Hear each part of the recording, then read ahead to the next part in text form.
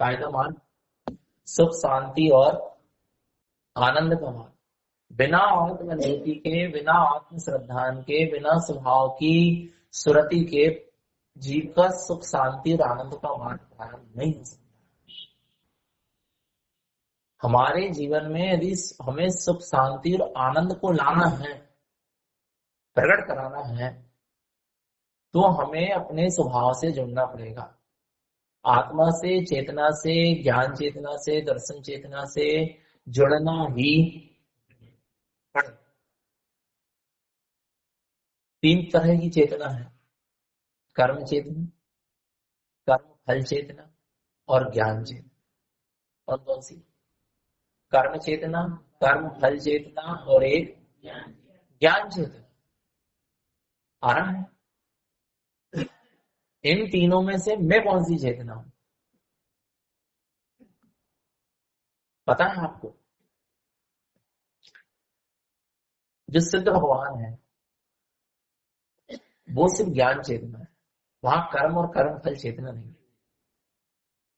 बाकी जितने जीव हैं सबके साथ कर्म और कर्म फल चेतना लगी है। नहीं आ रहा समझ में? जितने जीव हैं सबके साथ कर्म और कर्म फल चेतना लगी है। लेकिन जो क्या है, सिद्ध भगवान है, वे सिर्फ कौन सी चेतना है? ज्ञान चेतना। ना वहां कर्म है, ना कर्म वहां सत्ता में है, और ना कर्म वहां उदय में है, और ना वहां कर्म का कोई फल है, और ना वहां कोई कर्म का भोग है, और ना वहां कोई कर्म का अस्तित्व है। कहा? ज्ञान चेतना में, मैंने सिद्ध भगवान। और अपन क्या पढ़ते हैं? मम स्वरूप है सिद्ध स्वरूप, स्वामी देहालय सोई सिद्धालय। ध्येयु ना, जब मैं अपने आप को सिद्ध स्वरूप अनुभव करूंगा तो मैं अपने आप को सिद्ध स्वरूप अनुभव करूंगा, अर्थात मैं अपने आप को ज्ञान चेतना वाला कैसा अनुभव करूंगा? ज्ञान चेतना वाला। तो क्या आत्मा क्या अभी अनुभव नहीं कर रहा? कर रहा है। आत्मा का अनुभव कर नहीं रहा, आत्मा को अनुभव हो रहा है। आत्मा को अनुभव काय का हो? कर्म चेतना का भी हो रहा, कर्म फल चेतना का भी हो रहा, और ज्ञान चेतना का भी नहीं हो रहा। हो रहा, अनुभव हो रहा है। कर्म, जीव ने कर्म माना, वो किसके जानने में आ रहा? मैंने कर्म माना, वो किसके जानने में आ रहा? मेरे ज्ञान के जानने में आ रहा ना। माने मेरा ज्ञान कर्म चेतना को जान रहा है ना। मेरा ज्ञान कर्म फल चेतना, मुझे जो कर्म का क्या मिल रहा है? फल मिल रहा है। शुभ कर्म का फल, अशुभ कर्म का फल मिल रहा है क्या? नहीं मिल रहा? आ रहा नहीं? उसको भी ज्ञान क्या कर रहा है? माने कर्म फल चेतना को भी जान रहा है, और ज्ञान चेतना को भी जान रहा है। लेकिन इतना जोर है कर्म और कर्म फल चेतना की ओर कि वो ज्ञान चेतना को जानते हुए भी नहीं जान रहा।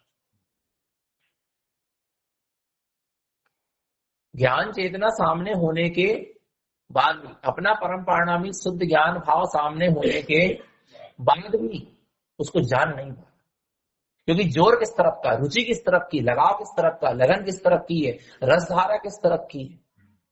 कर्म और कर्म फल चेतना की तरफ की नहीं आ रहा। जबकि मेरे ज्ञान में मेरी ज्ञान चेतना भी चल रही है, मेरा आत्म स्वभाव भी दिख रहा है, क्योंकि आत्मा स्व पर प्रकाशक है। आत्मा स्व को भी जानता है और पर को भी जानता है। तो मेरे ज्ञान में मेरा आत्म स्वभाव भी झलक रहा है। बोले कहां झलक रहा? मुझे दिख ही नहीं था। आपका जोर कर्म और कर्म फल चेतना को देखने का है, रुचि इस तरफ की है ना। क्या कर्म? देखो, जो कर्म को भोगती हुई चेतना वो कर्म चेतना, कर्म को बांधती हुई चेतना, कर्म से बंधी हुई जो चेतना है। नहीं आना, सिद्ध भगवान की चेतना कर्म से नहीं बंधी, पर अभी संसारी जीव की चेतना कर्म से बंधी है क्या? नहीं, व्यवहार की दृष्टि से। तो वो कौन सी चेतना कहला रही? कर्म चेतना। और कर्म के फल को जो क्या कर रही है? भोग रही है। वो कौन सी चेतना? कर्म फल चेतना। तो संसारी जीव की चेतना तो कर्म और कर्म के फल को भोगने वाली है ना, कर्म के बंध वाली है, कर्म के फल को भोगने वाली है। दोनों ज्ञान का विषय है क्या नहीं? जैसे अभी आप कर्म के फल को भोग रहे हैं क्या नहीं भोग रहे, तो आपके ज्ञान का विषय है क्या नहीं? उसी का नाम है कर्म चेतना और कर्म फल। कर्म कोई चेतना नहीं है, कर्मों का फल कोई चेतना नहीं है, वो तो जड़ रूप है, खुदगल रूप है, लेकिन कर्म के फल को भोगती हुई चेतना, कर्म फल चेतना, कर्म का बंद करती हुई चेतना, कर्म से बंधी हुई चेतना कर्म चेतना, ये कहने में आता है। तो क्या होता है, ज्ञान स्व पर प्रकाशक है, ज्ञान स्व को भी जानता है, पर को भी जानता है। तो ज्ञान में जो कर्म चेतना है ना और कर्म फल चेतना है वो भी ज्ञान के सामने है, और ज्ञान के सामने ज्ञान स्वरूप भी है, ज्ञान स्वभावी भगवान आत्मा भी है। लेकिन जीव को अनादिकाल के संस्कार के कारण, जीव की अनादिकाल की पर की रुचि, पर के प्रति एकत्व ममत कर्तव्य की मानता के कारण उसको ना कर्म और कर्म फल चेतना का ही अनुभव होगा। ज्ञान चेतना सामने होने के बाद भी ज्ञान चेतना का अनुभव नहीं है, क्योंकि उसके प्रति रुचि नहीं है, लगाव नहीं है, लगन नहीं है, उसका बहुमान नहीं है, उसका महत्व नहीं है। नहीं आ रहा पकड़ में? आ रहा क्या नहीं आ रहा? कर्म कर्म फल चेतना सामने है, और वहां ज्ञान चेतना भी सामने है, तीनों चीज सामने है ज्ञान के, पर जोर किस तरफ? अब हमको क्या करना है, हमारे ज्ञान का विषय ज्ञान चेतना बने, हमारे ज्ञान का विषय अब कर्म और कर्म फल चेतना न बने। तो हमें कर्म के बंद, कर्म के उदय, कर्म के की अवस्थाएं और कर्म के फल, इनसे दृष्टि हटाना पड़ेगी। नहीं आ रहा समझ? इनसे दृष्टि हटाना पड़ेगी, इससे उपयोग को हटाना पड़ेगा, और मात्र ज्ञान चेतना में अपनी दृष्टि को, अपने उपयोग को लगाना पड़ेगा। उसी समय, जिस समय जीव एक समय के लिए, कितने समय के लिए भी, एक समय के लिए भी जब जीव कर्म और कर्म फल चेतना से दृष्टि हटाकर ज्ञान चेतना की ओर सन्मुख कर लेता है उपयोग को, उसी दशा का नाम सम्यक दर्शन है। बस, न कर्म दिख रहा है, न कर्म का फल दिख रहा, मात्र ज्ञान चेतना अनुभव में आ रही है, भले ही एक समय के लिए आई, उसी का नाम तो आत्मानुभूति है। ज्ञानानुभूति का नाम ही तो आत्मानुभूति। आत्मा कैसा है? ज्ञानमय है, तो उसकी कैसी अनुभूति कैसी होना चाहिए? ज्ञानमय। और ज्ञानमय अनुभूति हो रही है, अभी कहाँ हो रही है? अभी ठंडी रूप अनुभूति हो रही, गर्मी रूप अनुभूति हो रही, हो तो रही है अनुभूति, नहीं हो रही? अब दीवार को थोड़ा अनुभूति हो जाएगी, जड़ वस्तु को थोड़ा अनुभूति जाएगी। अनुभूति किसको हो रही है? चेतना। पर हो किसको रही? चेतना को अनुभूति हो रही है, लेकिन चेतना को चेतना की अनुभूति ना होकर चेतना को किसकी अनुभूति हो रही? पांच तरीके के विषयों की हो रही, जड़ की हो रही, नहीं आ रहा? पर पदार्थ की हो रही, अंदर में चलने वाले मोह राग देश की अनुभूति हो रही, संकल्प विकल्पों की अनुभूति हो रही, लेकिन चेतना को चेतना की अनुभूति, चेतना को चेतना की अनुभूति नहीं हो रही, पर तुम उसको पकड़ नहीं पा रहे। चेतना को चेतना की अनुभूति भी है, आत्मा को, जीव को अपनी चेतना की अनुभूति है। चेतना की अनुभूति तब तो इन सबकी अनुभूति नहीं आ रहा। चेतना की अनुभूति है तब तो इन सबकी क्या है? अनुभूति है। चेतना की अनुभूति ना हो तो इनकी किसी की भी अनुभूति, कोई भी पांच तरीके विषय की, परपर्यायों की, विभागों की क्या ना हो? अनुभूति ना। चेतना की अनुभूति चेतना को है, जीव को चेतना की अनुभूति है, लेकिन चेतना की अनुभूति जो पकड़ में नहीं है, क्या नहीं है? पकड़ नहीं पा रहा, क्योंकि अनादिकाल से जीव ने कर्म और कर्म के फल को ही भोगा है ना। पांच इंद्रिय के विषय भोगों की अनुभूति ली है ना, संसार शरीर विषय भोग की अनुभूति ली, द्रव्य कर्म भाव कर्म नो कर्म की अनुभूति ली, संकल्प विकल्पों की अनुभूति ली, मन बुद्धि चित्त अहम की अनुभूति ली। ज्ञान चेतना की अनुभूति होने के बाद भी ज्ञान चेतना की अनुभूति उसके अनुभव में नहीं आई, नहीं आई। अब करना क्या है? कुछ नहीं करना, वहां तो अपने आत्मा में, अपने आत्मा की अनुभूति निरंतर बढ़त रही है, लेकिन उसको पकड़ो। तो उसको कैसे पकड़ो? कर्म कर्म फल चेतना से दृष्टि हटाओ, परपर्याय से दृष्टि हटाओ, मोराग आदि द्रव्य कर्म भाव कर्म नो कर्म आदि से दृष्टि हटाओ। फिर दृष्टि कहाँ? अब दृष्टि से जब सब कुछ परपर्याय विभाव विकार सब हट गया, फिर दृष्टि में क्या बचा? ज्ञान चेतना बची, स्वभाव बचा।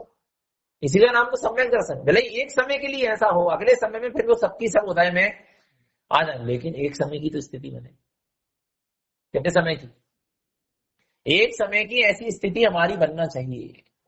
एक समय के लिए भी जीव अपनी शुद्ध ज्ञान अनुभूति नहीं कर पा रहा, अपने शुद्ध ज्ञान स्वभाव की शुद्ध ज्ञान अनुभूति नहीं कर पा रहा। कहीं पांच इंद्रिय के विषय रूप अनुभूति करता है, कभी द्रव्य कर्म के उदय रूप अनुभूति करता है, कभी भाव कर्म रूप अनुभूति करता है, कभी नौ कर्म रूप अनुभूति करता है, कभी 5 इंद्रिय के विषय रूप अनुभूति करता है, कभी मोहराग रूप अनुभूति करता है, पर ज्ञान की ज्ञान रूप अनुभूति होने के बाद भी अनुभूति नहीं करता। नहीं आना समझ में? होने के बाद भी नहीं कर पा रहे। माने ये समझ लो मुख में रसगुल्ला रखा है लेकिन स्वाद क्यों नहीं आया? कुछ तो कारण,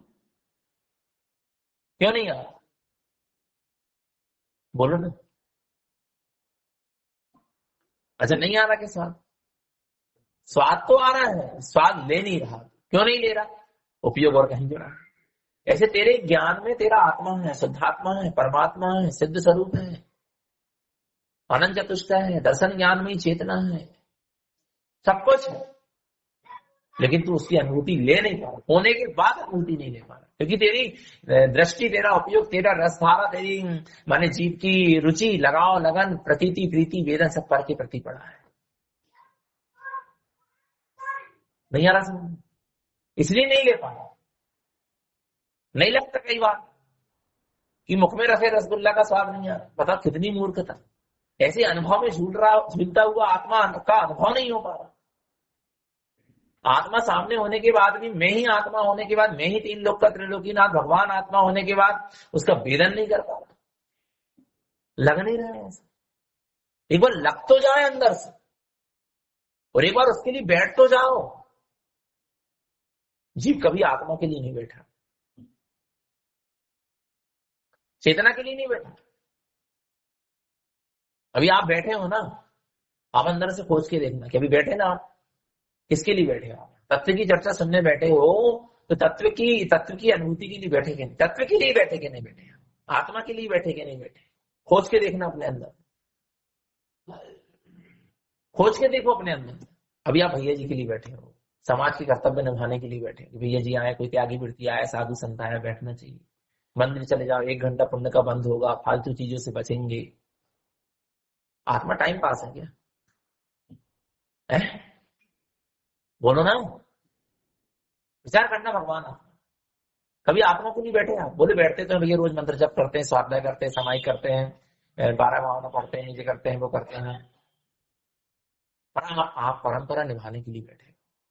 जो आपको संस्कार दे दिए गए ना बचपन से कि आप जैन है, वो पूर्व से लाए थोड़े संस्कार कि रोज जॉब करना चाहिए, पाठ करना चाहिए, स्वाध्याय करना चाहिए, पूजा करना चाहिए, मंदिर विधि करना चाहिए, बैठ गया। नहीं है ना? कोई जीव को थोड़ा सा ज्ञान है तो भैया पुण्य का बंद होता है, उतनी देर अपन पाप में से, कसाय से बचते हैं, मोहराग आदि के परिणामों से बचते हैं, विकथा से बचते हैं, थोड़ा शुभ भाव हो जाता है, शुभ परिणाम हो जाता है। कोई इसके लिए बैठे? कभी कभी कभी आप निखालित तो शुद्ध आत्मा के लिए बैठे हो।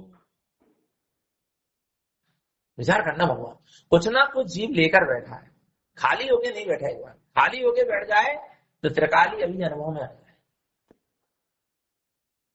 खाली होके नहीं बैठ पा रहा जी, नहीं आ रहा भगवान। खाली होके नहीं बैठ पा कि मैं बस, मुझे मेरे शुद्धात्मा के लिए बैठा, मैं शुद्धात्मा के लिए बैठा हूं बस। और बैठा शुद्धात्मा के लिए हूं तो जितनी देर भी बैठा हूं उतनी देर पूरा उपयोग शुद्धात्मा से जुड़ा होना चाहिए। पता होता क्या है? बैठते शुद्धात्मा के लिए, फिर उपयोग में कहीं ना कहीं वो पर्याय धारा से उपयोग जुड़ जाता, कर्म धाराओं से जुड़ जाता, कर्म चेतना से, ज्ञान चेतना से उपयोग जुड़ जाता, कर्म फल चेतना से उपयोग जुड़ जाता, ज्ञान चेतना से खिसक जाता। यही तो संभाल है, यही तो संभाल करना। नहीं आ रहा भगवान। बैठना किसके लिए? किसके लिए? तत्व के लिए बैठना है, सत्य के लिए बैठना, अपने स्वभाव के लिए बैठना। एक बार भी जीव स्वभाव के लिए नहीं बैठ रहा। बोले भैया बैठ रहा है, कैसे नहीं बैठ रहा है? खोज के देखो ना अपने अंदर, खुद ही खोज। अब आप किस भाव से बैठे हम थोड़ा ना जान सकते। नहीं आना। मनाए पर्याय ज्ञानी भी विपुल मनाए पर्याय ज्ञानी होगा, तब वो जानेगा कि आप किस भाव से बैठे। रिजुमती मनाए पर्याय ज्ञानी भी इतना गहराई में जाके नहीं जान सकता कि आप किसके लिए बैठे, या केवल जाने या आप जानो। नहीं आ रहा भगवान, नहीं आ रहा समझ। एक बार जीव स्वभाव के लिए बैठ जाए, क्या होके? खाली होके, बिल्कुल खाली होके बैठ जाए। पर कहां जीव खाली होके बैठ पाता भैया? वो तो एक, जैसे अपन शिखर जी जाते हैं ना, तो रिजर्वेशन जाति का भी हुआ और आती का भी पहले ही लेके जाते। ऐसे ही अपन यहाँ चैत्यालय आते हैं, समाई करते हैं ना, जाप करते हैं, स्वाध्याय करते हैं ना, तो बाद में हमको इसके बाद हमें क्या करना है, ये योजना पहले ही रहती नहीं नहीं, बताओ ना। अब ये जा रहे हैं सुबह 7:30 से 8:30 पूजा का मंदिर है, इसके बाद हमको दुकान खोलना है, अपने अपने काम में लगना है। नहीं आ रहा समझ में? तुम तो जे भावना से जाओ ना कि बस आज जा रहा हूं मैं समाहित करने, जाप करने, मंत्र जप करने, समाहित करने, बस आत्म अनुभूति होगी, आत्मरमणता होगी, इसके बाद में उठूं और ना उठूं, दूसरे काम हो ना हो। पर नहीं, अंदर में खाली होके नहीं बैठना, बैठ रहा है कि बता, फिर जो होना होगा होगा, नहीं होना होगा नहीं होगा। हाँ, हम तो हमारी बता रहे हैं ना, सुबह समाहित की अपन, ठीक है ना, समाहित करी, फिर बस यही विकल्प है कि समाहित के बाद जल्दी से नहाना है, उसके बाद भैया मंदिर का समय हो रहा, प्रवचन का समय हो रहा, फिर हमें बड़े मंदिर की जाप करना, फिर बड़े मंदिर की जाप हो गई तो भैया हमें चित्तालय जाना, प्रवचन करना। ली खाली होके कहाँ बैठ पा रहे हैं, कर तो सब रहे हो, और खाली होके जब तक आप नहीं, मैंने एक के लिए समर्पित होके नहीं बैठ रहे कि आज समाहित हो गई तो समाहित में उपयोग लग गया तो लग गया, ना नहाना है आज, ना खाना है, ना पीना है, मैंने हमें विकल्प नहीं है। दूसरे कार्य का हमें, उस समाहित के कार्य में हमें फिर उसके बाद जो दूसरा कार्य का हमें विकल्प नहीं है। मंत्र जब कर रहे हैं, बड़े मंत्र की जाप, उपयोग लगेगा तो बैठे रहेंगे, हमें दूसरी चीज का विकल्प नहीं है, हमें जाके प्रवचन करना। कहाँ हो रहा, नहीं आ रहा भगवान। जैसे आज आज तथ्य की चर्चा करने बैठे हैं भैया, और तथ्य की चर्चा करते करते यदि अंतर्मुख दृष्टि होगी, तथ्य दृष्टि होगी, तो हम बस बिल्कुल बैठे रहेंगे, तथ्य की चर्चा भी हो और निखालिस पता नहीं आता। कहीं ना कहीं जीव कहीं ना कुछ लेके बैठ रहा है, अपने तत्व को, अपने सत्य को, अपने स्वभाव को, अपने स्वरूप को पाने के लिए, अपने आप को पाने के लिए वो कहीं ना कहीं पर की सल लेके बैठ रहा है, कभी वो अपने स्वभाव को नहीं पाएगा। नहीं आ रहा भगवान, एक बार तो खाली होके क्या करो, बैठो। नहीं हो पा रहा ना, क्यों नहीं हो पा रहा, उसका एक बहुत बड़ा कारण रुचि भी है, ऐसा नहीं कि रुचि नहीं है, रुचि है, उसका एक कारण संस्कार। उसका एक क्या है, अनादि काल के क्या पड़े हैं, वो संस्कार जीव को ऊपर नहीं उठने देते, शल्यों से, विकल्पों से, योजनाओं से, ये संस्कार है। और ये संस्कार क्या नहीं होने देते, ये संस्कार ऊपर उठने नहीं देते। रुचि नहीं है अब पर की, संसार की, शरीर की, भोग की, पुण्य की, पाप की रुचि नहीं है, हम कह रुचि आत्मा की। फिर भी ये संसार, शरीर, विषय, भोग, पुण्य, पाप, यही जो योजनाएं चलती रहती है अपने, ये करेंगे, ऐसा होगा वैसा, तो ये रुचि नहीं है। मान लो रुचि नहीं है, रुचि आत्मा की लगी, लेकिन फिर भी ये छूट क्यों नहीं पा रहा है, संस्कार, रस लगा है, उसको तो तोड़ना, उसको ही तो छोड़ना। साधना क्या है, साधना कुछ थोड़ी ना, जितना जितना आत्मा के रस के रसिक बनते जाए, जितने जितने आत्मा में घोलन होता चला जाए, बस वो साधना है। वो बाकी पर से क्या होते जाए, विरक्त निवृत्त होते चले जाओ। लेकिन कहां, तो अब ये सब कुछ कैसे छूटेगा भाई, समझ लिया, इतनी बात तो हमने समझ ली कि कोई निखालिस होके बैठना है, खाली होके बैठना है, अपने लिए बैठना है, एक बार अपने लिए बैठना है बस, उसमें दूसरी चीज का कोई विकल्प ऑप्शन नहीं रखना। और ऐसी स्थिति कब बनेगी भैया, जब सर्वस्व समर्पण होगा ना आत्मा के प्रति, फिर हम किसी की नहीं सुनेंगे, फिर हम किसी की नहीं सुनेंगे। क्या होना चाहिए, सर्वस्व समर्पण। अभी सर्वस्व समर्पण नहीं हो रहा, मन की सुन लेते हैं, भावों की सुन लेते हैं, परिणामों की सुन लेते हैं, बुद्धि की सुन लेते हैं, और थोड़े बाहर आए तो लोगों की सुन लेते हैं। सर्वस्व समर्पण होके नहीं चल रहा। हमने तो जो ठान लिया, माने ठान लिया कि हमको ये चीज चाहिए, माने चाहिए। अब उसके लिए कितने ही लोग तुमको विचलित करें, कितने ही सामने कितनी परिस्थिति बने, लेकिन हमको वो चीज चाहिए, माने सर्वस्व समर्पण होना चाहिए ना। उसके लिए हमें फिर बहुत बड़े से बड़ा त्याग करना पड़े तो करेंगे। नहीं आ रहा भगवान, ऐसे अपने स्वभाव के लिए ना हम सर्वस्व समर्पण करके बैठे हैं अपने स्वभाव के लिए, फिर सब छूट जाए तो छूट जाए, जैसे हम एक उदाहरण दें, जैसे आप गृहस्थ जीवन में आप भरा पूरा परिवार है, सब कुछ है, लेकिन हम आपसे कह रहे हैं कि अब आत्मा के लिए जब बैठो तो खाली होके बैठो, कोई विकल्प लेके बैठो, तो बैठो तो घबराओ मत कि सब एक। हम जो कह रहे हैं बैठ गए तुम अपने स्वभाव के लिए, कहो एक देखो पहले गुण स्थान से भी सीधे सातवें गुण स्थान में पहुंच जाता है जी। कहा कहा कौन से गुण स्थान में? सीधे सातवें में पहुंच जाता है। कैसे पहुंच जाता है बताएं? ऐसे पहुंच जाता है जैसे मिथ्या दृष्टि जीव है, पहला गुण स्थान। मिथ्या दृष्टि जीव है, यदि वो अंतर्मुख दृष्टि करे, क्या करे? अंतर्मुख दृष्टि हुई, सम्यक संयुक्ता हुई, आत्मा की अनुभूति जो आत्मा की हुई ना, आत्मा की दृष्टि हुई, उस दृष्टि की यदि निरंतरता बनी रही तो उसको तो सातवें गुण स्थान की शुद्धोपयोग की अनुभूति होती, अनुभूति प्रकट होगी। और नियम से जब वो अनुभूति से बाहर आएगा उपयोग, तो नियम से वस्त्र उतर जाएंगे, साधु दशा प्रकट होगी, कैसे हो जाएंगे? दिगंबर अवस्था हो जाएगी। ऐसा भी होता है। तो जैसे हम एक उदाहरण दें, जैसे आप ग्रस्त भरा पूरा परिवार है, आ रहा है, सब कुछ है, अब एक बार आप खाली होकर बैठ जाओ, किसके लिए? अपने लिए। आज मैं अपनी आत्मा के लिए बैठा हूं, यदि आत्मा में डुबकी लग जाए, स्वरूप रमणता हो जाए, तो मैं आज साधु भी हो जाऊं, तो मुझे कोई विकल्प है? दम। फिर सपना काम धरा का धरा रह जाए तो रह जाए, सारे विकल्प रह जाए तो रह जाए। हो सकता है कि नहीं? हो सकता है। पर इतना समर्पण होना, इतना समर्पण था गज कुमार मुनि का। राजकुमार गज कुमार, हमारे राजकुमार थे ना गज कुमार, 8वें भाई श्री कृष्ण के। जब वो कहां गए, जब उनकी शादी होना था, उसी दिन नेमिनाथ भगवान का क्या आया? समवसरण आया। किसका? उस नगरी में। और जब नेमिनाथ भगवान का समवसरण आया, तो उसी दिन उनकी 4 राजकन्याओं से क्या होना था? विवाह होना था। लेकिन उन्होंने कहा विवाह तो होगा, कोई विवाह को नकारा नहीं उन्होंने, लेकिन मैं आज जा रहा हूं, सबसे पहले भगवान की वाणी सुन के आऊं। वो खाली होके गए। यदि वाणी सुनकर सम्यक्त हो जाए, सम्यक्त तो था ही, यदि वाणी सुनकर अंतर्मुख दृष्टि हो जाए और आत्मरमणता हो जाए और लीनता हो जाए, तो अभी निर्धन साधु हो जाओ, मुझे विकल्प नहीं कि मुझे शादी करना। उनका क्या होगा? 4 राजकन्या का इतनी तैयारी हो गई, ये हो गया वो हो गया, क्या होगा? मुझे कोई विकल्प नहीं आ रहा। इसको कहते क्या? सर्वस्व समर्पण।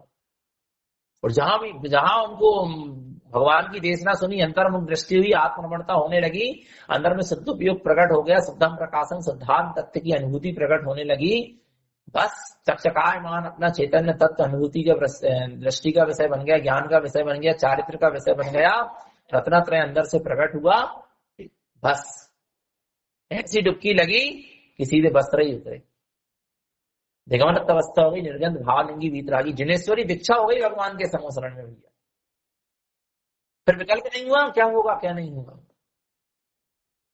नहीं आ रहा भगवान। क्या हम इतने खाली होके बैठ सकते हैं अपने लिए? बोलो ना। एक बार तो बैठ के देखो, फिर जो होना होगा होगा। तुम्हारे परिणमन में यदि संसार देखो, एक बार खाली होके कोई विकल्प लेके मत बैठो, बैठो तो अपने स्वभाव की साधना की, और अंदर में डुबकी लग गई, बाहर उतरे आएगा। और फिर यदि तुम्हारा परिणमन लिखा होगा, फिर पाप वैसे का सायरू घर का स्थिर तो होगा, चिंता क्या करते, कोई दिक्कत नहीं होगा। लेकिन एक बार खाली होके तो नहीं बैठे पाएगा, नहीं बैठ पाएगा, बैठने नहीं देगा। अनादि काल के संस्कार इसको खाली होके एक बार भी अपने स्वभाव के लिए बैठने नहीं देंगे। नहीं आ रहा समझ में? एक बार भी जीव, समझ में आ रही है नहीं आ रही? सही, बहुत बहुत गहरी चीज बता रहा हूं। हाँ, खाली होके बैठना पड़ेगा, सर्वस्व समर्पण करके बैठना पड़ेगा। फिर मेरा जो प्राण भी निकल जाए ना, तो मुझे विकल्प नहीं है। बताओ ना, क्या क्या क्या वितरागता रहती होगी, क्या आत्मा के प्रति समर्पणता रहती होगी, क्या स्वभाव के प्रति लीनता रहती होगी। आप विचार करो भगवान। नहीं आना समझ। गर्भ का शिशु है सुकौशल स्वामी, गर्भ में माने रानी के गर्भ में शिशु है, और दिगंबर साधु होने चले गए। क्यों भैया? कितनी बड़ी जिम्मेदारी, कर्तव्य छोड़ के चले गए ना। पर उससे बड़ा वो कर्तव्य नहीं था, वो परिणमन था। जिसको आप कर्तव्य समझ रहे हैं ना, वो क्या है? आप कर्तव्य समझते हैं ना भैया जी? बोले आप घर गृहस्थी में तो पुत्र के प्रति हमारा क्या कर्तव्य, माता पिता के कर्तव्य के प्रति कर्तव्य तो करना पड़ेगा ना। कर्तव्य नहीं है, परिणमन है। तुम सोच रहे माता पिता की हम सेवा कर रहे हैं, हमारा कर्तव्य। यदि तुम्हारे निमित्त से सेवा नहीं लिखी तो तुम लाख कोशिश करो तो नहीं होगी। वो लिखी होगी तो ही होगी, नहीं लिखी होगी तो कर्तव्य नहीं है, परिणमन है। और आप उसको कर्तव्य समझ रहे, नहीं आ रहा समझ में? आ रहा क्या नहीं आ रहा? बोले मेरे को बच्चे को पाल पोस के बड़ा करना, पढ़ाना लिखाना, ये मेरा भी क्या है? कर्तव्य नहीं, ये आपका परिणमन है। आपके निमित्त से उसका पढ़ना लिखना लिखा है, आपके निमित्त उसका पालना पोसना लिखा है, वो परिणमन में लिखा तो हो रहा है, कोई कर्तव्य नहीं है, वो परिणमन है। उसको तुमने कर्तव्य समझ लिया और फिर दुखी सुखी होते रहते। हमने इतना कर्तव्य किया उसके साथ, उनने हमारे साथ कुछ नहीं, खेल लो सिर पटको। कर्तव्य नहीं है, क्या है? परिणमन है। बोले हम साधक बन के समाज में विचरण कर रहे हैं तो हमारा क्या है?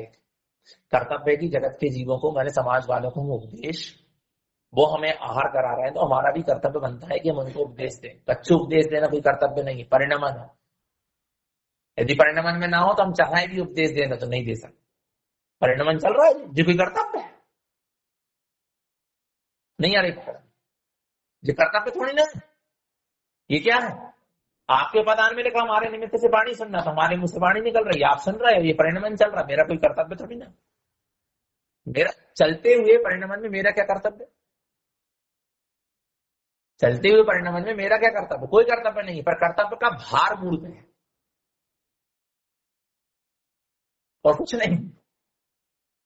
नहीं आ रहा भगवान? कर्तव्य सिर्फ एक ही है, आवश्यक कार्य स्वयं हो, यही कर्तव्य है। मुझे रत्नात्रय की साधना करना, अपने स्वभाव में रमण करना, बस इस ये जहां। अच्छा, कर्तव्य किसको कहते हैं? हमने कह दिया आपसे कि आप अपने बच्चे का ख्याल मत रखो, हम रखेंगे। नहीं बोले भैया जी वो हमारा ही कर्तव्य है, वो आपका कर्तव्य। अच्छा, माने हमारा कर्तव्य नहीं है, आपका ही कर्तव्य है। तुझे आपका कर्तव्य नहीं, ये आपका राग है। कर्तव्य थोड़ा राग है ना, बोलो ना, बोलो बोलो। कर्तव्य नहीं है, क्या है? कर्तव्य नहीं है, क्या है? बोले बच्चे का पेट भरा रहे, आ रहा नहीं आ रहा, इसके लिए हमको उसको भोजन कराना, ये हमारा क्या है? कर्तव्य है। यदि तुम्हारे बच्चे को यदि दूसरी माँ भोजन करा दे अपने हाथों से, फिर जलन क्यों, ईर्ष्या क्यों? जो मेरे से खाता था आज इससे क्यों खाने लगा, ऐसा क्यों लगा? आपको तो कर्तव्य करना था ना कि उसका पेट भरना चाहिए, तो किसी से भरे, तेरे हाथ से भरे चाहे दूसरी माँ के हाथ से भरे, और तेरे को फिर वो कचोड़ क्यों रही बात? क्योंकि तुझे क्या है? राग। कर्तव्य नहीं है। जो राग है, जो मोह है, जो परिणमन है, चलने वाला होने वाला कर्म के उदय से, उसको हमने क्या मान के बैठ गए? कर्तव्य मान के बैठ गए। नहीं आ रहा? और बालावस्था में माता पिता छोड़ के चले जाए बच्चे को, फिर लालन पालन होगा कि नहीं? क्या कहाँ गया कर्तव्य? बोलो ना। परिणमन, परिणमन को परिणमन जानोगे ना, कर्तव्य नहीं मानोगे तो आप बड़े निर्भर रहोगे, निरपेक्ष रहोगे, कोई अपेक्षा नहीं रहेगी। आज भी दुखी है ना, इसी कारण से। क्या है? क्योंकि हमने इतना कर्तव्य किया और उन्होंने हमारे साथ ऐसा किया, बस दुखी हो जाता है, अपेक्षा जुड़ती है, निरपेक्ष नहीं रह पाता, निष्प्रय नहीं रह पाता। नहीं आ रहा? क्या दशा रहती होगी, आप विचार करो, जहां आत्मा के प्रति सर्वस्व समर्पण रहता होगा। कितना समर्पण रहता आत्मा के प्रति, आप विचार करो भगवान। एक अवरस सम्यक दृष्टि की बात कर रहा, इतना समर्पण रहता कि वो मौका खोजता है, अवसर खोजता कि कब मैं सब कुछ छोड़ के आत्मा में डूब जाऊं, मुझे फर्क नहीं पड़ेगा। नहीं आता?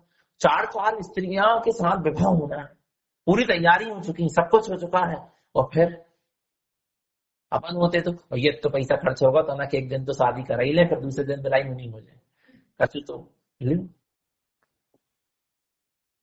जे क्या है? जे कौन ने बोला? राग ने बोला। जे कोई जिससे बहाना है।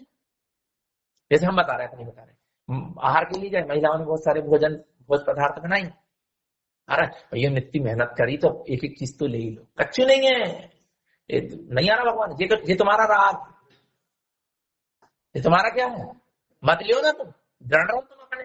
किसने कहा नहीं आ रहा भगवान, आप दृढ़ रहो। नहीं नहीं भैया, उनको बुरा न लग जाए और ऐसा ना हो जाए वैसा ना, ये सब चीजें जो बातें आ रही ना मन में, ये सब रात के करना।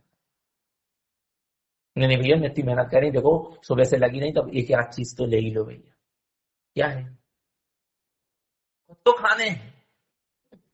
नहीं यार, मैंने एक बात बता रहा है, और बता क्या रहा है तुम, भैया ने इतनी मेहनत करी इसलिए ले रहे हैं। ये क्या है, ये आपने मन की सुन ली, रात की सुन ली, नहीं आ रहा समझ में। और आप बहाना क्या बता रहे हैं कि भाई कर्तव्य बनता है, नित्य चीज बनाई तो अपन खा लो। बहुत सूक्ष्म है, हम अपनी चीजों को खुद पकड़ नहीं पा रहे। आ रहा है नहीं आ रहा भगवान। अच्छा एक चीज बताओ, जैसे हमने एक जन से कहा भैया तुम संयम ले लो, धर्म मार्ग में, संयम के मार्ग में चलो, छोड़ो छाड़ो सब पाप परिग्रह, बढ़ो आगे। नहीं बोले भैया जी अभी कर्तव्य है, कुछ थोड़े से बाल बच्चों को पढ़ाना लिखाना है, उनकी सर्विस लग जाए, उनको एक सेटलमेंट हो जाए, उनका अच्छा हो जाए, उसके बाद हम बिल्कुल चलेंगे इस मार्ग पे। तो ये मत कहो, ये कहो कि हमारा रात छूट जाएगा तो हम अब भी चलेंगे। नहीं आ रही समझ, नहीं आ रहा समझ में।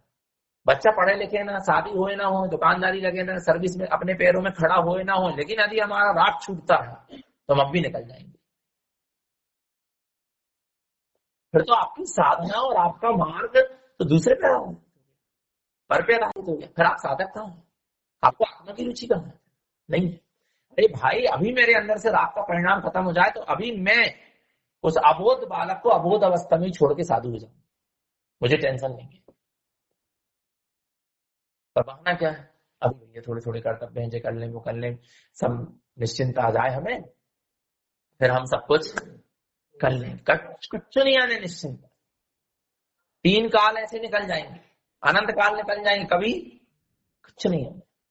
आप क्या सोच रहे हैं, नहीं यार, हम कह रहे सत्य कहो ना, क्या कहो, सत्य कहो।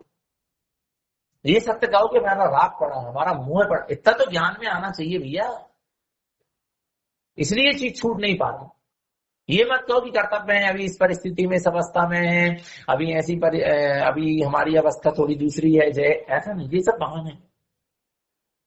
ये सब क्या है, बहाने हैं। अरे अभी रात छूटे, अभी अंदर की स्थिति बने, अभी सदुपयोग की स्थिति बने, अभी साधु जाएंगे, हमको टेंशन नहीं, सब छूट जाए अभी। क्या इतना समर्पण है आत्मा के प्रति, बोलो ना, क्या इतना समर्पण है अपने स्वभाव के प्रति, होना चाहिए इतना समर्पण।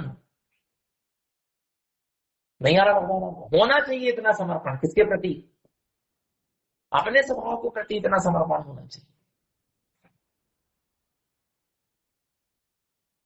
सो बता रहे थे ना भद्रभाव की है, वो भद्रभाव कौन, बालक, जिसको ज्ञान दान देने के लिए, माने शिक्षा देने के लिए, विद्या अध्ययन कराने के लिए गोवर्धनाचार्य और उनके साथ के 12,000 साधु उस भद्रभाव बालक के घर पहुंचे। नहीं आ रहा भगवान, आ रहा है। और जब माता पिता ने देखा कि एक साधु भावलिंगी वीतरागी निर्गम साधु, वो भी श्रुत केवली, जिसके पाद मूल में छाई सम्यक दर्शन होता है, केवली हो या क्या हो, शुद्ध केवली हो, द्वार सांग के संपूर्ण पाठी, एक पाठी नहीं, संपूर्ण पाठी, आ रहा है संपूर्ण पाठी, वो उनके आंगन में खड़े, उनके द्वार की ओर आ रहे हैं, और वो निवेदन कर रहे हैं माता पिता से, याचना कर रहे हैं, माने याचक तो नहीं होते, पर एक निवेदन ही तो है ना कि हमें आपका बालक चाहिए, मैं इसको विद्या अध्ययन कराना चाहता हूं। नहीं आ रहा भगवान, नहीं आ रहा। और एक गुरु के प्रति क्या, गुरु के प्रति समर्पण देखना, भद्रभाव के पिता, किसके, एक शब्द में कह दिया आप ले जाइए, ले जाइए, गुरु आज्ञा है, मैं इसका उल्लंघन नहीं कर सकता, आप ले जाइए, एक ही पुत्र माँ बाप का। और वर्षों बाद हुआ, पूरी कहानी पढ़ना भद्रभाव, वर्षों बाद हुआ, एक पत्र सिर्फ माँ बाप पर ले जाइए आप। नहीं यार, गुरुद्वार पे आया, किसको लेने आया? आहार लेने नहीं आया, पानी लेने नहीं आया, अन्न जल लेने नहीं आया, कोई धन दौलत लेने नहीं आया। नहीं यार, एक चैतन्य कृति को ले जाना चाह रहा है और उसको चैतन्य तीर्थ बना के, नहीं यार, विचार कर तीर्थ बनाना चाह रहा है। नहीं यार, दे दिया, एक बार भी नहीं कहा। पर माँ बात ही ना जी, उसने मन की सुनी, उसने ममता की सुनी, उसने मोह की सुनी, उसने किसकी सुनी? राग की सुनी। नहीं आ रहा भगवान, उसको क्या लगा? क्या लगा कि अभी कुछ बहुत दिन बाद तो हुआ, थोड़ा ही बड़ा हुआ और गुरु इसको क्या करे? ये नहीं चाह रहे कि गुरु को ना दूं मैं, ये नहीं चाह रहे कि मैं उसके विद्या अध्ययन में बाधक बनूं, लेकिन वो मोह का परिणाम, राग का परिणाम। नहीं आ रहा समझ में भगवान? आ रहा है? नहीं आ रहा? बस एक निवेदन करती, थोड़ा क्या हो जाने दो। प्रश्न चिन्ह किसने लगवाया? गुरु की आज्ञा पे। माने नहीं, राग में, मोह में। फिर उनके माने भद्रभाव के पिता ने कहा नहीं, विद्याधन के लिए पुत्र जाएगा, मेरी आज्ञा है। फिर उसका समर्पण अपने पति के प्रति था। उसने कहा कि पति की जब आज्ञा है तो मैं उसकी आज्ञा का उल्लंघन, उनकी आज्ञा का उल्लंघन नहीं कर सकता। लेकिन माँ ने एक चीज कही कि मुझे एक बार उसको अपने गले लगाने में। अच्छा, क्या मिल जाएगा एक बार गले लगाने में? इसके बाद तो जा रहा हूं, पर एक बार गले लगाने में क्या मिल जाएगा? विचार करो आप। ये अनादि काल के मोह के संस्कार, ये राग के संस्कार, क्या संतुष्टि हो जाएगी? बोलो ना। नहीं आ रहा भगवान आपको? विचार करना। अभी संयोग मिला ना, और अभी क्या हो गया? सामने दिख रहा कि छूट रहा, सामने दिख रहा, छूट गया नहीं, छूटता हुआ सामने दिख रहा ना, फिर भी। अच्छा, क्या मिलेगा एक बार गले लगाने में? क्या मिलेगा बताओ? क्या मिलेगा? क्या? अच्छा, क्या चलो एक बार गले मिलने में यदि मन संतुष्ट हो रहा तो लगा लो एक बार, पर हो गया मन संतुष्ट? हो गया? कहाँ हो गया? कुछ नहीं। और एक माँ ने एक वचन ली कि गुरु जी ये तो अबोध है, अभी बालक है, इसको कुछ नहीं पता था, पर जे जब भी विद्याधन के बाद जब भी जे आगे बढ़ेगा, मन शिक्षा से दीक्षा की ओर बढ़ेगा, तो हमारी आज्ञा के बिना नहीं बढ़ेगा। ये भी किसने कहा? जे हमसे आज्ञा लेने जरूर आएगा। ले गए गुरु जी ने, खूब अध्ययन कराया, वो भूल ही गया कि मेरे माँ बाप कौन है। वर्षों बाद भूल गया माँ बाप कौन है और मैं कहां से आया हूं, क्या, क्योंकि बहुत छोटी अवस्था में ले आए और इतना अध्ययन कराया कि वो अंदर बाहर का सबका पूरा अध्ययन कराया, द्वादश शाम का पाठी हो गया वो निवेदन करने लगा। कौन? वो बालक भद्रभाव युवावस्था में हो गया। वो निवेदन करने लगे कि मुझे जिनेश्वरी दीक्षा दो। तब गुरु जी को स्मरण आया, एक वचन में देके आया हूं। किसको? बोले तुम पहले अपने माँ बाप से क्या लेके आओ। तो बोले कौन माँ बाप, कहाँ के माँ बाप, मुझे नहीं पता कुछ। इसको कहते सर्वस्व समर्पण। और फिर जिंदीक्षा के लिए किसकी आज्ञा की आवश्यकता है? जब ज्ञान ने आज्ञा दे दिया, अंतरात्मा ने आज्ञा दे दी, नहीं आ रहा भगवान आत्मा, और सामने विराजमान भावलिंगी वीतरागी साधु आचार्य भगवान गुरुदेव ने आज्ञा, माने साक्षी है मेरा ज्ञान साक्षी, मेरी अंतरात्मा साक्षी, मेरी रत्नत्रय की साधना साक्षी, मेरा सम्यक दर्शन ज्ञान चारित्र मेरा साक्षी है कि मैं जिनेश्वरी दीक्षा का अधिकारी हूं क्या नहीं हूं। तो मेरे को किसकी आज्ञा की आवश्यकता? इसको कहते सर्वस्व। नहीं आ रहा सर्वस्व समर्पण में, समर्पण समझ में आ रहा? विचार करना भगवान। यहाँ तो अपन कहो भैया ये तो नमः सिद्धम की जाप का नियम ले लो, अरे भैया जी क्या है वो जल्दी रहती है सुबह से, इसलिए हम वो कर नहीं पाते। नहीं, फिर भी हम कोशिश करेंगे। माने अभी समर्पण को साको रा नहीं है। साको रा माने सामने जो पहले रा बनता फिर सा बनता, वो नहीं है। नहीं आता वो विचार करो। पर गुरु जी ने कहा नहीं, तुम एक बार माँ को अपनी बता के, गुरुजी ने बताया तुम्हारे माँ बाप कहाँ रहते हैं वहां जाओ, उनको पता ही नहीं था, इतना वो क्या हो गया, समर्पित हो गया। नहीं आ रहा भगवान। फिर गुरु के प्रति समर्पण था ना, चूंकि इसलिए गुरु की आज्ञा मानना। वो पता घर गया 2 मिनट, माने बता के आया कि बस मैं जिनेश्वरी दीक्षा लेने जा रहा हूँ, कुछ नहीं बताया, आज्ञा नहीं दी कि मुझे आज्ञा दो, मैं जिनेश्वरी दीक्षा लेने, गुरु की आज्ञा थी इसलिए मैं आपको बताने आया, नहीं तो मुझे कोई मतलब नहीं था बताने का। इसको कहते हैं सर्वस्व क्या, समर्पण। माने कितनी उत्सुकता थी अपने वीतराग स्वभाव में रमण करने की। साधु होकर मैं अपने आत्मा के अतीन्द्रिय आनंद रस का पान करूंगा, रमण करूंगा, उस अतीन्द्रिय आनंद को भोगूंगा, अपने आप को सिद्ध स्वरूपी अनुभव करूंगा। अब मेरा कितना उत्कृष्ट समय आ चुका, उसके लिए कितना उत्सुक था कि उसको किसी की आज्ञा नहीं दिख रही थी, कोई कर्तव्य नहीं दिख रहे थे, बाहर में कोई प्रयोजन नहीं दिख रहा था, कुछ नहीं दिख रहा, सब कुछ त्यागने के लिए एक झटके में तैयार था। उसको कहते क्या, सर्वस्व समर्पण। नहीं आ रहा भगवान आता, क्या इतना हमारी अपनी आत्म कल्याण के लिए समर्पण की भावना है, होना चाहिए, तब कल्याण होगा, और नहीं तो नहीं होगा। आप क्या सोच रहे? एक जीव ने सिर्फ एक चीज सुनी थी, बताएं क्या, आज से 4-5 साल पहले, 5-6-7 साल पहले, जितने साल भी पहले, सिर्फ एक बात सुनी थी, क्या, कि षटकमल की साधना के लिए अखंड ब्रह्मचर्य चाहिए। षटकमल की साधना के लिए, षटकमल की साधना की चर्चा चल रही थी कि षटकमल की साधना के लिए क्या चाहिए, अखंड ब्रह्मचर्य होगा तब आपके षटकमल खिलेंगे। गुप्त कमल से नाभि कमल, नाभि कमल से हृदय कमल, जो शक्तियां ऊपर उठती हैं, ये किसके लिए होगी, इसके लिए क्या चाहिए, अखंड ब्रह्मचर्य चाहिए, कि ब्रह्मचर्य के बिना शक्तियां का संग्रह नहीं हो पाएगा। आ रहा है।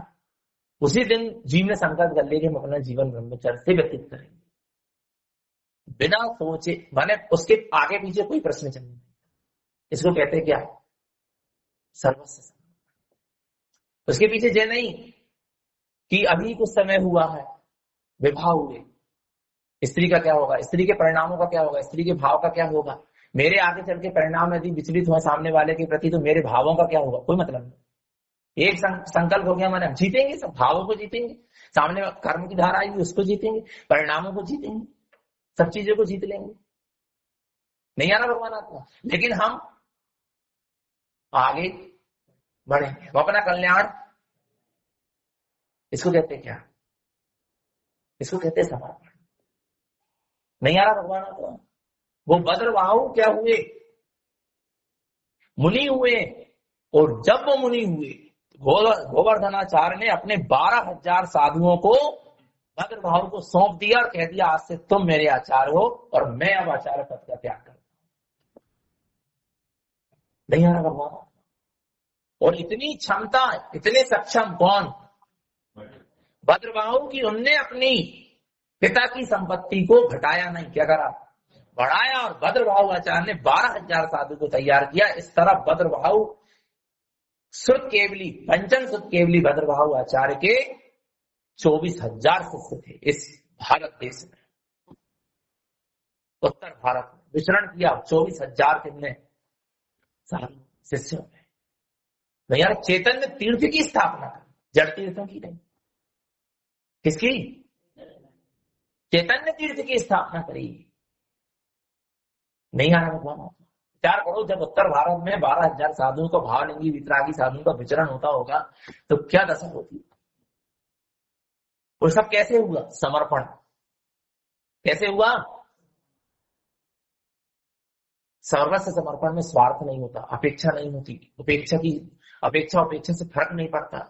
सर्वस्व समर्पण में भगवान आत्मा कोई प्रश्न चिन्ह नहीं होता, सर्वस्व समर्पण में बहाना नहीं होता। नहीं आ रहा भगवान आत्मा। सर्वस्व समर्पण में भावुकता नहीं होती, दृढ़ता होती है। क्या बोले, सर्वस्व समर्पण में भावुकता नहीं होती। अब भाई हमने बहुत अच्छी बात कर, भैया जी तो हम सब समर्पित हैं आपके लिए, और ऐसा वैसा, बाहर गए और कहते भैया जी दिखा रहे, ये क्या है, ये भावुकता नहीं होती। जहाँ सर्वस्व समर्पण होता है वहां भावुकता, यदि भावुकता होती तो गज कुमार भगवान के समस्रण से उठ के जाते तो शादी कर लेते। भावुकता होती, अरे भगवान की वाणी सुन के भाव विभोर होगा, इसलिए भैया हमने साधु बनने का निर्णय ले लिया, और बाहर गए तो फिर स्त्रियों को देख के और शादी का माहौल देख के शादी कर ली। ऐसा नहीं होता, भावुकता नहीं होती सर्वस्व समर्पण। क्या होती? दृढ़ता होती है, दृढ़ संकल्प होता है। ऐसा संकल्प होता है, दृढ़ संकल्प होता है, चुनौती होती है, संघर्ष होता है, जहां क्या होता है? सर्वस्व समर्पण। नहीं आ रहा भगवान? नहीं आ रहा? इसे बालक ने निर्णय कर लिया, मुझे तो साधु पथ को धारण करना है। करना है माने करना है। फिर पिताजी ने एक डांट लगाई, कितने साधु बनते, चले तो बैठो, तो भी डर गए, बैठ गए घर में आके। तो जे क्या दृढ़ संकल्प, मैंने सर्वस्व समर्पण नहीं था, दृढ़ संकल्पित रहो, कितना डांटे कितना कचे तो मार दो चाहे कचू कर दो, हमें तो निर्णय कर लिया हमको मोक्ष के मार्ग में चलना, माने देख लेंगे, सबसे निपट लेंगे। ये क्या होना चाहिए? सर्वस्व समर्पण में दृढ़ संकल्पवान होना चाहिए। अपेक्षा की कोई कुछ नहीं होना चाहिए। नहीं आ रहा? निष्प्रयता होना चाहिए। आ रहा है नहीं आ रहा? उसको कहते क्या? सर्वस्व समर्पण। और जब चंद्रगुप्त मौर्य राजकुमार को 16 स्वप्न आए, कितने स्वप्न? 16 स्वप्न आए। किसको? चंद्रगुप्त मौर्य को जब 16 स्वप्न आए, और जो प्रातः काल वो जब सोकर उठे तो अपनी माँ के पास गए, माँ से कहते हैं, माँ मुझे 16 स्वप्न आए, इसका फल क्या होगा? माँ ने कही, देखो बेटा, मैं इतनी ज्ञानी नहीं हूं, लेकिन हमारे नगर के उद्यान में 24,000 साधुओं के साथ आचार्य भद्रबाहु विराजमान हैं, जो शुद्ध केवली हैं। तू उनसे जाकर 16 स्वप्न का कहकर फल पूछ। आप विचार करना, फल पूछने गए थे तो फल मिल गया। क्या पूछने गए थे? पर निखालिस होके गए थे, खाली होके गए थे, विकल्प लेके नहीं गए थे, सल्ले लेके नहीं गए थे। आ रहा नहीं? आप हमने जब भी ये कहानी पढ़ते हैं बताते हैं तो ऐसा लगता है कि अपन तो कुछ समर्पित नहीं है ना, अपन तो कुछ नहीं कर रहे हैं, ना अपनी आत्मा के लिए, ना गुरु महाराज के लिए, ना जिनवाणी के लिए, कुछ भी नहीं है अपन तो। वो कोई छोटे काल की बात नहीं है, पंचम काल की बात चल रही है, 1,500 साल पहले की बात है बस। आ रहा नहीं आ रहा भगवान? विचार करना। वो पता क्या हुआ? वो 16 सपने सुने, किन्ने 16 सपने का फल पूछा हमने भद्रभाहु आचार्य से। भद्रभाहु 16 सपनों का फल बताते हैं। वो भद्रभाहु एक सपने का फल वो ये बताते हैं, आगे इस पंचम काल में, आगे इस समय के बाद, मैंने जो समय चल रहा था उसके बाद आगे कोई क्षत्रिय राजा जिनेश्वरी दीक्षा नहीं लेगा। कौन? कोई क्षत्रिय राजा क्या नहीं लेगा? बस एक निर्णय कर लिया, मैं राजा हूं, क्षत्रिय हूं, और मेरे समय के बाद अब कोई नहीं लेगा, तो मुझे तो अब ले ही लेना चाहिए। अब मुझे घर लौटकर वापस, बस इसको कहते हैं सर्वस्व। क्योंकि बाद यदि मैं आगे, मैंने राजपद में रहा, आगे राजा के पद में रहा, क्षत्रिय पद में रहा, तो मैं भी ले नहीं, लेकिन अभी तो ले सकता हूं ना। इसके बाद कहा ना उन्होंने, किन्ने? इस भद्रभाहु ने कहा ना, आचार्य ने कहा, गुरु जी ने कहा कि इसके बाद आपको क्षत्रिय जिनेश्वरी दीक्षा, और अंतिम मुकुटबद्ध राजा जिनेश्वरी दीक्षा लिए तो चंद्रगुप्त मौर्य थे। इसके बाद इस भारत देश में किसी क्षत्रिय ने मुनि दीक्षा नहीं ली। वेद से ही मुनि धर्म का पालन आगे पंचम काल के अंत तक करेंगे। नहीं आ रहा समझ में? बेचा इस बात को सुन के कि मेरे काल तक क्षत्रिय दीक्षा ले सकते हैं, इसके बाद मेरे काल के बाद कोई क्षत्रिय दीक्षा नहीं लेगा, तो मैं क्षत्रिय हूं तो मैं दीक्षा लेके दिखाऊंगा। और क्या ले लिया? जिनेश्वरी दीक्षा ले ली। ये क्या है? इसको कहते हैं सर्वस्व। प्रश्न चिन्ह नहीं लगा। अवसर की, समय की कीमत थी। अवसर था ना उसके पास, समय था ना उसके पास, उसकी उसको क्या थी? कीमत थी। नहीं आ रहा भगवान? अभी अभी किसी से कहें कि भैया तुम 10 साल तक ये नियम पाल लो, क्योंकि तुम फिर 10 साल के बाद तुम्हारी स्थिति शरीर की ये नहीं रह पाएगी, तुम इस नियम का पालन कर सकते हो, आपको देख लेंगे। क्या अभी आपको रुचि नहीं है? क्या नहीं है? रुचि नहीं है किसकी? अपने स्वभाव।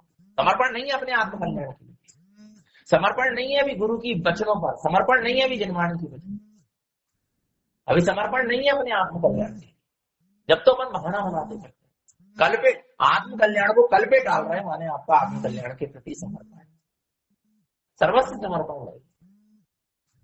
प्रगाढ़ रुचि जो सुबह बात चल रही है, कौन सी रुचि? कितनी सुबह चर्चा चली थी सुबह। प्रगाढ़ रुचि, प्रचंड रुचि और अखंड रुचि किसकी? अपने आत्मा में। नहीं आ रहा होगा? आ रहे हैं, लेकिन बता रहे हैं राग बहुत बेकार चीज। क्या चीज? अभी जो चल रहा ना आपका हमारा जो वार्तालाप चल रहा है, ये परिणमन है, और इस परिणमन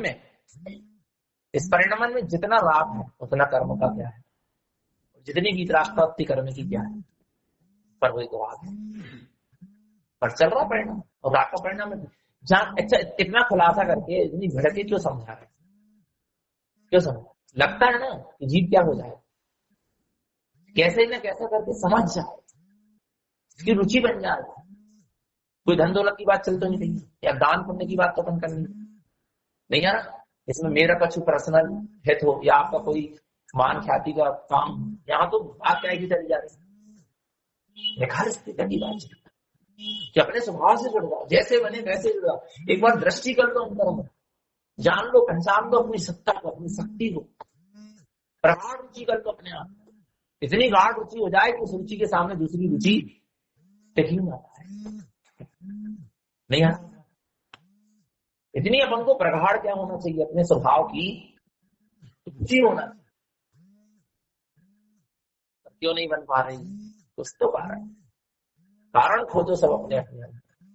लग रहा ना कि जो चर्चा चल रही, जो दिनवाणी में अपन को बता रही है, आ रहा है, इसमें कहीं ना कहीं हमारे अंदर में एक कमी है। तो कमी कहाँ है, क्यों है, ये खुद क्या करो, कुछ कभी हमने विचार ही नहीं। हम व्यापार के विषय में तो विचार करते, पढ़ाई लिखाई के विषय में विचार करते कि भैया हम फेल कैसे हो गए, हमको नंबर कम कैसे आए, कुछ ना कुछ तो कारण है, हमने कहाँ लापरवाही करी, या हम व्यापार में भाई घाटा लग गया तो क्यों लग गया, क्या कारण, हिसाब नहीं मिल रहा, क्यों नहीं मिल रहा, कहीं ना कुछ तो चूक हो रही। सब में दिमाग लगाते हैं, पर यहाँ दिमाग लगाओ कि हमारी इतनी प्रगाढ़ रुचि नहीं हो रही तो क्यों नहीं हो रही, हमें सहानुभूति नहीं हो रही तो क्यों नहीं हो रही, हमें तड़प नहीं लग रही आत्मा की तो क्यों नहीं लग रही, हमें संयम के भाव नहीं हो रहे तो क्यों नहीं हो? कहीं ना कहीं तो कारण है, कुछ ना खोजो ना। जैसे आप बाहर में कारण खोज लेते हो, ऐसे भीतर में भी क्या करो, ये सर्दी जुकाम हो गया, कैसे हो गया, हमने कुछ खाए पिए नहीं, ना ठंडे चीज लिए थे, ना कुछ नींबू लिए, ना कुछ लिए, फिर भी सर्दी कैसे हो गई? खोजते क्या नहीं खोजते, उसका उपचार करते क्या नहीं करते? ऐसे अंदर खोजो ना भाई, कि हम कहाँ कमी हो रही है कि हमको प्रगाढ़ रुचि नहीं हो पा रही, कहाँ कमी हो रही है कि हमको संयम के भाव नहीं हो पा रहे, हम संयम नहीं ले पा रहे, कहाँ कमी हो रही है कि हम मोक्ष मार्ग में आगे नहीं बढ़ पा रहे, कहाँ कमी हो रही है कि हमारे परिणाम में उत्सुकता नहीं आ पा रही, कहाँ कमी हो रही है कि हम ले दे के विभागों की ओर चले जाते, पर्याय में बह जाते, कहाँ कमी है हमारे अंदर? खोजो तो, ज्ञान आपके पास, तो ज्ञान ही खोजेगा, ज्ञान ही अंतर शोधन करेगा, आत्म अवलोकन करेगा, आत्म निरीक्षण करेगा और आत्म परिमार्जन करेगा।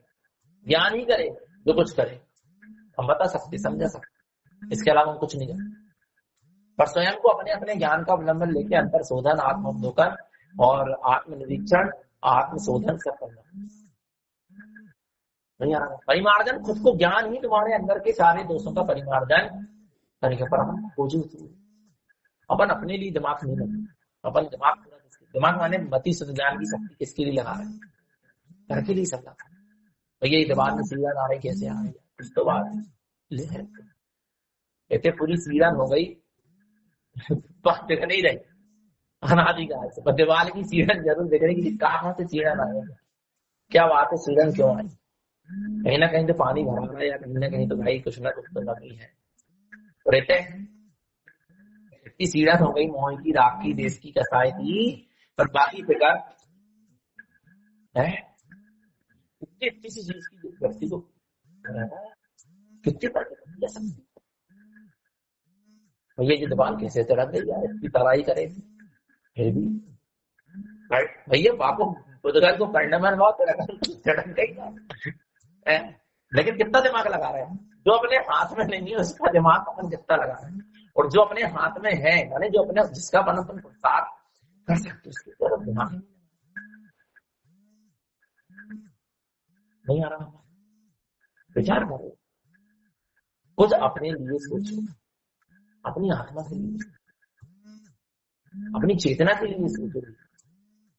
इतनी मती से ज्ञान की शक्ति हम करके लिए लगा रहे हैं, इसके लिए लगा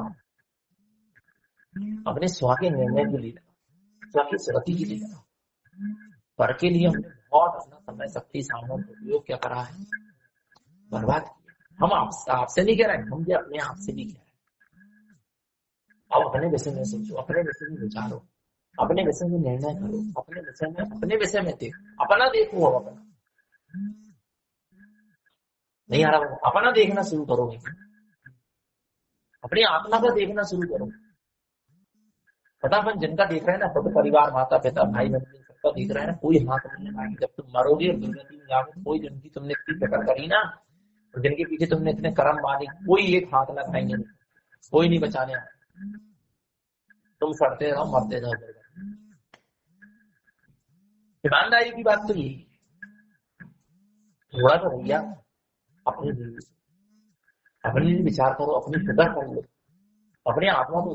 पता चला तुमने जिसके पीछे इतनी, जैसे सुकुमाल की माँ, वो सुकोसल की माँ, कितनी व्यवस्था करी सुकोसल की, मेरे पुत्र भाव देंगी वितरागी साधु में हो जाए, घर में ही उसको सारी सुख सुविधा। घर से बाहर निकले ना, कोई साधु मिले ना, कोई साधु का उपदेश ही ना सुने, कोई साधु को देखे ही ना अपने लिए। लेकिन क्या जो होना था, तुमने इतनी फिक्र करी उसकी, लेकिन उसको साधु होना था तो एक झटके में उसने देखा साधु बनते निकल गए, तुम कारण मानते नहीं। नहीं यार, जिनके पीछे हम इनकी फिक्र कर करके घर गृहस्थी पाप करी गए कि माता पिता, भाई बंधु, स्त्री पुत्र परिवार करो, मना नहीं है, जो है वो सब करो, लेकिन अपने लिए भी तो कुछ इतना, इतने अपन आसक्त हो गए कर के लिए ही इतने कि अपन अपने आप को क्या भूल गए, अपने को भूल के हमें कोई काम नहीं। इतना तो नहीं आ रहा, अपने को भूल के कुछ नहीं करना, इतना तो करो। और अपने आप को भूल के करने लगे तो क्या है, तो कुछ नहीं। तो अपने को भूल के कोई हाथ नहीं लगाएगा मुझे, कोई हाथ। पता चले जिनके पीछे तुमने धन दौलत मकान लाड़ी जिनके लिए भक्ति करके रखे, कहो तुम उनके पीछे पाप कमाते रहे और उन्हें वो पाप को छोड़ के साधु नहीं आ रहा। भगवान क्या करना चाहता, अपने लिए थोड़ी सी फिक्र कर रहे है क्या नहीं, अपने स्वभाव की विस्मृति नहीं, अपने आप को भूल के हमें कोई काम, खाना पीना, उठना चलना फिरना, जितना भी काम, भोजन करना, जे करना, दुकान ऑफिस जहां भी हुआ, लेकिन हम अपने आत्मा को भूल के कोई कार्य नहीं करते। एक संकल्प तो करो, हम अपने आत्मा को भूल के कोई कार्य, अपनी चेतना को भूल के कोई काम में ज्ञान स्वरूपी होगा, करो ना हो जाए, पर सुरति तो रहा हो ना, एक बार सुरति तो लाभ ज्ञान स्वरूपी होगा। नहीं यार, दुकान में जाओ, दुकान में बैठो, मना नहीं, लेकिन एक बार सुरति तो लाभ तुम्हें भगवान नहीं यार, लाओ तो एक बार सुरति तो लाओ। मेरे वैसे ही नहीं है अनुभव, नहीं भी रुचि है, फिर भी लाओ तो करो। अपने को भूल के कोई काम, यहाँ भी आए ना चित्यालय, तो अपने को भूल के नहीं करना, दर्शन करना है भगवान। जॉब करने बैठे पहले याद करो भगवान आत्मा, प्रार्थना करने बैठे पहले याद करो भगवान। अपने आप को भूल के या सब काम करना ना, हमको अपने आप को भूलना नहीं। हर कार्य में हमको अपने आप की क्या होना चाहिए, सुरक्षित होना। ऐसे कितना सरल मार्ग है। अभी तो चढ़वाने की बात चल रही है, आलू प्याज छोड़ दो, छोड़ दो, रात्रि भोजन कोई बात नहीं चल रही, क्या बोल घर गृहस्थी छोड़ दो, कोई बात चल रही है। अभी तो सिर्फ कितनी सरल सी बात करें अपन, 1 घंटा में अपन ने जो अपन कर सकते वही बात करें, ज्यादा लंबी चौड़ी बात नहीं चली है। जितना हम इस भूमिका में कर सकते हैं इतनी बात चल रही। और करना ही है। बहुत से लोग को प्रश्न है, भैया जी मकान बनता है तो अपन मंदिर विधि क्यों करते हैं, तारण त्रिवेणी का पाठ क्यों करते हैं, भक्तांबर का पाठ क्यों करते हैं, या क्या प्रयोजन है? उसका एक छोटा सा प्रयोजन है, आपको पता है। हमारे में वो क्षमता नहीं है। क्या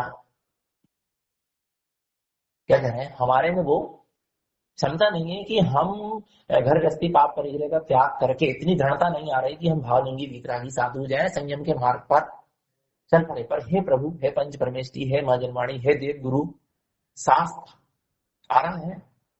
हम इस घर गृहस्थी पाप परिग्रह के बीच में तो बैठे हैं, लेकिन हम आपका और हम अपनी आत्मा का विस्मरण न हो, इसलिए आपके स्मरण के साथ, पंच परमेष्ठी के देव गुरु शास्त्र के स्मरण के साथ और अपनी आत्मा के स्मरण के साथ हम इस घर गृहस्थी में प्रवेश करते हैं कि हमको अपना विस्मरण इसलिए करते, इसलिए नहीं करते कि हम भैया मंदिर विधि करके तारण त्रिवेणी का भक्तामरण का पाठ करके घर में प्रवेश करेंगे तो सुख शांति बनी रहेगी, जो होएगा वो होएगा, सब अच्छे हो रहेगा, दीवार तड़केगी नहीं, तो पानी नहीं इधर कुछ नहीं, वो तो जो हो रहे हैं वो सब होए।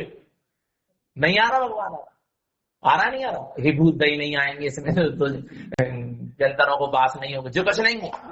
सिर्फ उसके पीछे एक ही प्रयोजन है कि हम भैया श्रावक हैं, हम श्रावक हैं तो हम नहीं बन पा रहे, साधु नहीं छोड़ पा रहे, पर जहां भी हम रह रहे हैं वहां पर हम पंच परमेष्ठी का अपने निजात्मा का विस्मरण नहीं करें।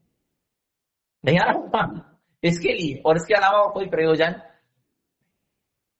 और घर घर में जो जिनवाणी विराजमान करने की आपको बताया परंपरा है जी, बड़ी प्राचीन परंपरा है। आज जो अपने हमने अभी एक लेख पढ़ा, जो आज अपने सामने ग्रंथ है आगम है, जो वो आगम जो घर घर में जिनवाणी थी ना, वो है। नहीं तो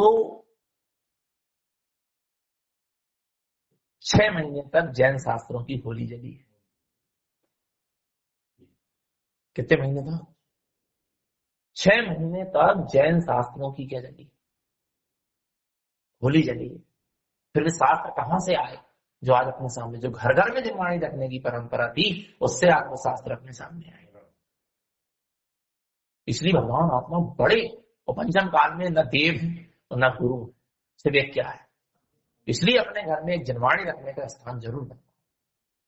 किसी के लिए स्थान होए ना होए, लेकिन आ रहा तुम्हारा बेडरूम बने ना बने, तुम्हारा चौका बने ना बने, तुम्हारा हाल बने ना बने, लेकिन जिनवाणी के लिए एक रूम जरूर।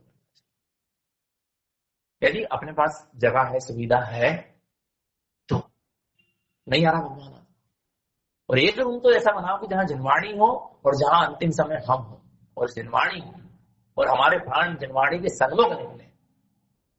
नहीं आ रहा भगवान। जहां हम सुख शांति, जब हमको घर गृहस्थी में लगे कि हमको अपने साथा शांति से साधना करना, तो वहां बैठ के हम शांति से अपने आत्मा का स्मरण तो कर सकते। नहीं आ रहा भगवान। लाखों रुपए व्यक्ति खर्च करता है, करोड़ों रुपए, पर जिनवाणी कहीं चौका में रखी है, तो कहीं बेडरूम में रखी है, तो कहीं वहीं वही हार में लेट बात है, वहीं पर जिनवाणी एक कोंटा में रखी है, और 10-10 फीट की लेट बात बनी, और जिनवाणी रखने के लिए एक छोटा सा कमरा है। हाल ही में जिनवाणी रख लीजिए। हाँ भाई, जिनके घर में बिल्कुल ही सुविधा नहीं है, वो एक बात अलग है। नहीं आ रहा भगवान। बोले हमने जिनवाणी का बहुत अच्छा स्थान बनाया। मैंने कहा बताना भी ये कहाँ बना है? हाल ही में बना है, जहां सब 17 प्रकार के लोग आके बैठेंगे। तो तुमने इतना बड़ा, बेटा के लिए अलग कमरा, बेटी के लिए अलग कमरा, दमान आएंगे उनके लिए अलग कमरा, तो जो गेस्ट आएंगे उनके लिए अलग कमरा, मेहमानों के लिए, इनके लिए, सबके लिए गेहूं की टंकी के लाने अलग कमरा, चावल की टंकी के लाने, तो एक जिनवाणी के लाने तो रख लो। बोले जो कमरा हमारा भैया वो वालो है। मैंने कहा इतने अंदर कैसे कमरा, और कमरा के अंदर कमरा कैसे बना ला है? कहने लगे भैया सोना चांदी से जोड़ी आइटम रहे, माने बाकी लाने तक एक अच्छी सुविधा। पर जिनवाणी अमूल्य निधि, 3 लोग की माता, और एक ही आश्रय पंचम काल में। नहीं आ रहा भगवान। हम कुछ जेली के लिए तुम घर बनाओ, हम तो कह रहे घर छोड़ो छाड़ो, है क्या नहीं? लेकिन बना ही रहे तो कम से कम एक जिनवाणी के लिए, अपनी अंतिम समाधि मरने के लिए भी कुछ व्यवस्था कर लो। नहीं आ रहा भगवान।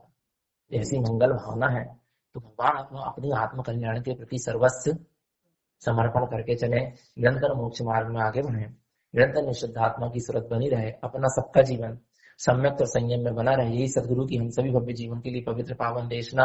बोलिए आचार्य प्रवर श्रीमद जिन तारण करण मंडलाचार्य जी महाराज की।